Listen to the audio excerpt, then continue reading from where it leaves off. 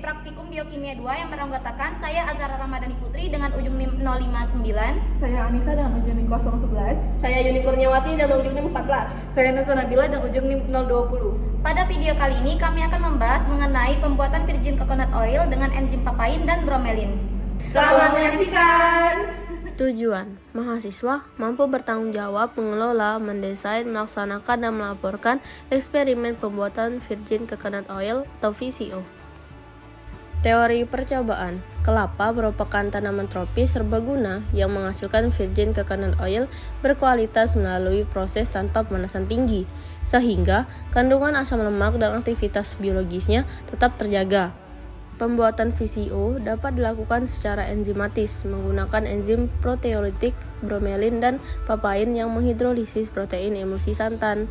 Proses ini merusak lipoprotein, memudahkan pemisahan minyak, meningkatkan efisiensi, serta menghasilkan rendemen VCO lebih tinggi dengan mutu yang baik untuk pemanfaatan kesehatan dan pangan. Metode ini juga menjaga kestabilan minyak selama penyimpanan dan penggunaan sehari-hari secara optimal alami.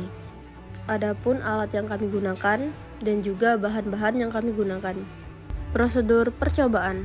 Timbanglah kelapa parut sebanyak 2 kg. Kelapa parut diperas dan ditambahkan air dalam perbandingan 1:1. Didiamkan hingga 2 jam agar terbentuk krim santan. Krim santan yang diperoleh diambil dan ukur volumenya. Pisahkanlah menjadi 2 wadah fermentasi dengan volume yang sama. Tambahkanlah enzim papain wadah fermentasi 1 dan enzim bromelin wadah fermentasi 2 sebanyak 10%. Lalu aduk selama 20 menit. Selanjutnya, setelah difermentasi 24 jam akan terbentuk 3 lapisan berupa lapisan atas, blondo, dan air. Minyak yang dihasilkan dipisahkan dengan menggunakan pipet tetes atau cara lain dan lakukanlah permurnian dengan zolit. Ukurlah minyak yang didapatkan dan masukkan minyak ke dalam botol bening. Hitunglah rendemen yang diperoleh. Pembahasan.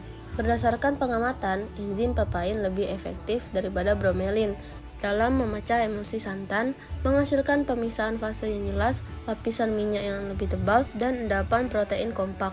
Stabilitas papain mendukung hidrolisis protein secara konsisten, sehingga rendemen VCO meningkat. Bromelin lebih sensitif terhadap kondisi proses, menyebabkan pemisahan kurang optimal. Temuan ini menegaskan papain sebagai pilihan enzim yang lebih efisien untuk produksi VCO berkualitas, dengan pemisahan minyak lebih maksimal dan hasil lebih stabil keseluruhan. Hasil yang didapatkan yaitu 93 mili untuk VCO enzim bromelin dan 148 mili untuk VCO enzim papain.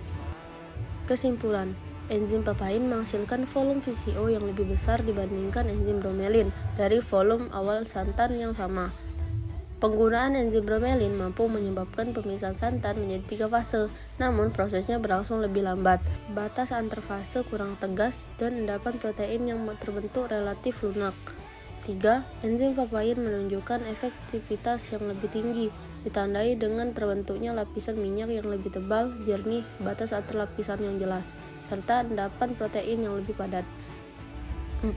Perbedaan kinerja kedua enzim dipengaruhi oleh karakteristik aktivitas dan kestabilannya, di mana papain memiliki aktivitas proteolitik yang lebih stabil pada berbagai kondisi pH dan suhu dibandingkan bromelin. 5. Rendemen VCO dengan enzim papain lebih tinggi, yaitu 42,28% dibandingkan bromelin, yaitu 26,57%. Sehingga papain lebih efisien dalam pembuatan VCO. Sekian video dari kelompok kami akhiri. Wassalamualaikum warahmatullahi wabarakatuh.